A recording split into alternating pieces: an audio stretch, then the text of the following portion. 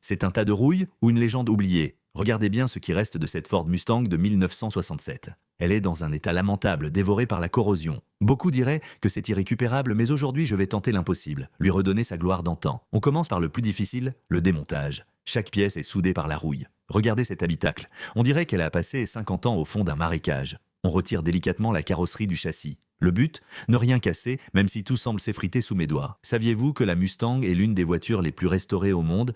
Mais ici, c'est de la microchirurgie. On décape tout à l'acide pour retrouver le métal sain. Adieu la vieille peinture écaillée. Après des heures de ponçage intensif, on voit enfin la silhouette iconique apparaître. Un peu de soudure pour combler les trous de rouille, un coup d'après protecteur, et la base est enfin prête. Maintenant, place à la couleur. On part sur un gris béton ultra moderne avec ses bandes noires iconiques, hommage aux versions Shelby. Regardez la précision. Chaque millimètre du moteur a été peint à la main. On a même restauré l'habitacle avec du cuir miniature. C'est ce souci du détail qui fait toute la différence entre une maquette et une œuvre d'art. Et voilà le résultat final d'une épave abandonnée à une icône rutilante. Elle n'est pas magnifique, on a l'impression qu'elle sort tout juste de l'usine de Dearborn en 67. Alors, défi relevé? Dites-moi en commentaire quelle autre légende je devrais sauver de la casse.